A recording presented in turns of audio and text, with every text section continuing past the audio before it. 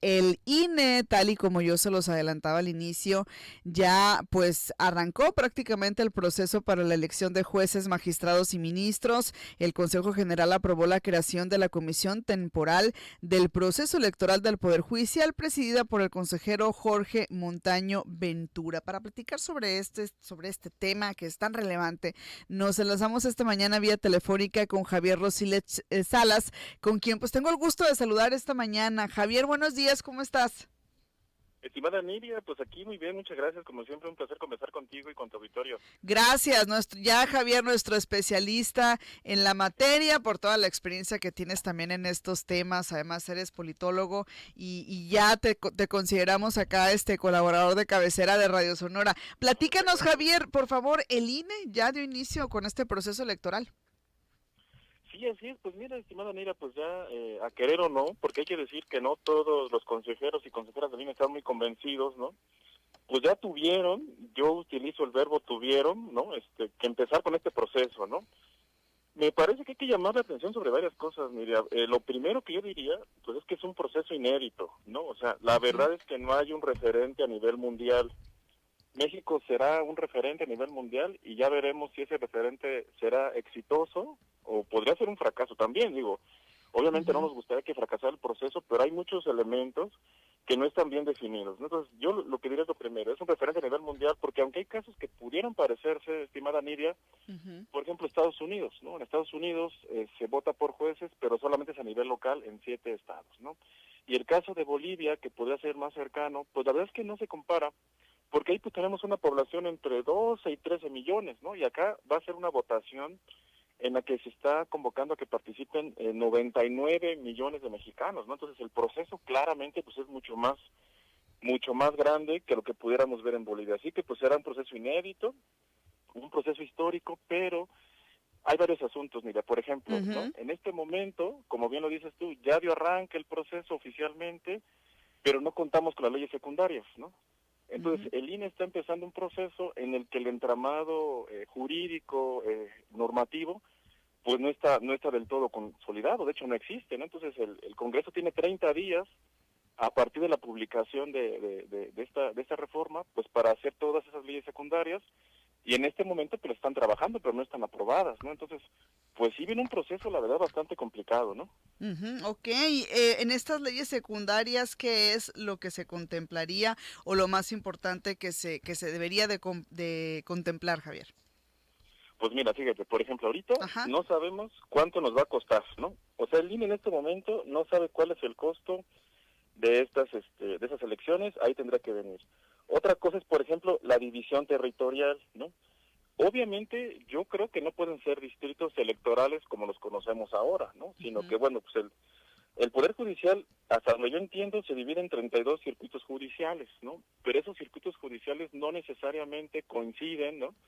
Ni con nuestros distritos electorales, obviamente, ni con los estados, digamos, con la división política administrativa. Entonces, no sabemos de qué manera se va a dividir el territorio, pues para que ahí la gente acuda a votar, ¿no?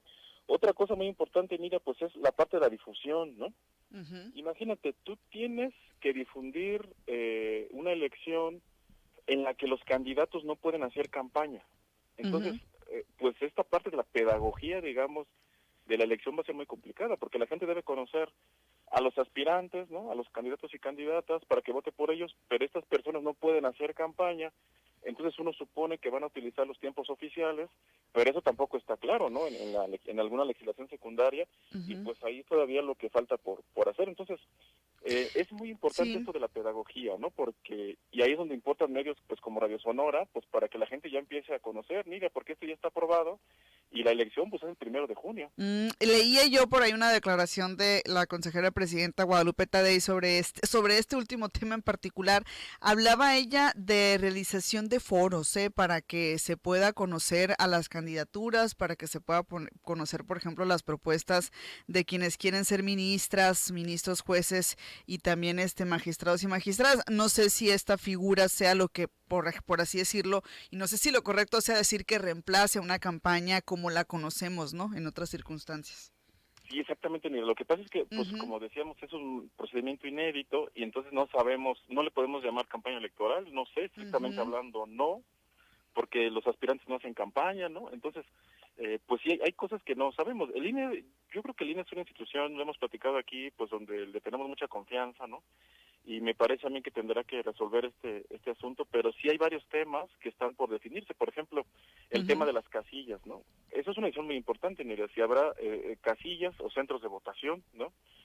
Otra ujú, cosa también pues tiene que ver con las boletas, ¿no?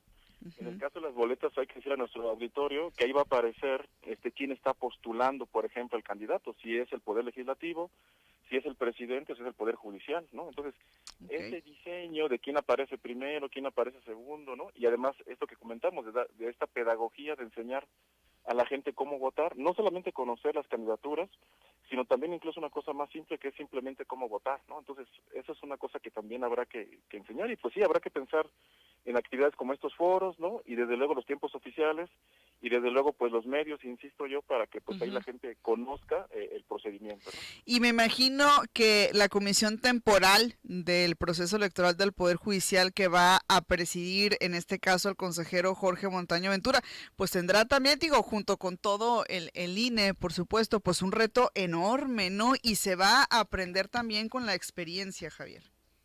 Exactamente. El primer reto más fuerte es esta Ajá. elección porque hay que recordar a nuestro público que es extraordinaria. Es decir, esta elección el 1 de junio, pues como es justamente la primera, no es concurrente con alguna otra elección. En este año, en 2025, solo hay elecciones en Veracruz y en Durango, ¿no? Por presidencias municipales. En todo el país, en todo el resto del país, no hay elecciones. Así que la primera pregunta es si la gente acudirá a votar solo y exclusivamente por estas candidaturas, ¿no? Hay una primera pregunta que le podremos hacer a nuestro auditorio. Entonces, ahí hay un primer reto, ¿no? ¿Qué tan capaces puede ser el INE y en general, pues todos, en convocar a que la gente vaya y acuda a las urnas? Ese va a ser el primer reto, ¿no? Ujú. Y también me parece que el reto será del otro lado, quienes desean también postularse, pues es algo distinto, es una experiencia novedosa también dentro del aparato judicial de nuestro país y creo que de ese lado también tendríamos que voltear a ver de ese lado cómo se van a comportar y de qué manera van a afrontar todo este proceso. Exactamente, sí tienes toda la razón, pues hay como una triada ahí, ¿no? Nosotros Ajá. como ciudadanos, ciudadanas debemos aprender, ¿no? A ver cómo funciona, acudir a votar, yo diría. También el reto del INE, la autoridad electoral, hay que recordar que también el tribunal tiene parte porque tendrá que validar, ¿no? Los resultados. Y también la otra parte, como dices tú, de aquellos que quieren participar con su legítimo derecho, pues también tendrán que aprender y procesar.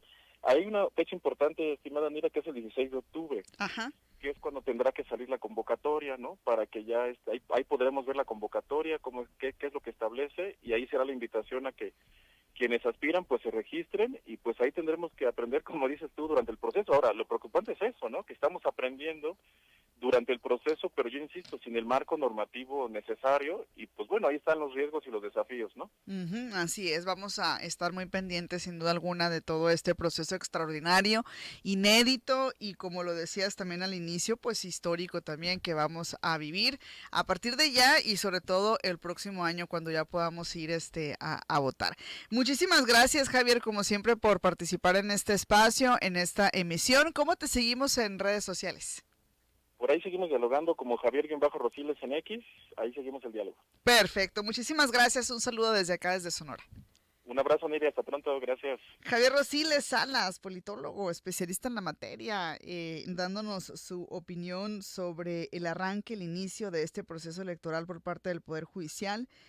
Bueno, el INE más bien está llevando a cabo este proceso, pero para poder elegir a jueces, ministros, magistrados va a estar muy interesante, un reto importante.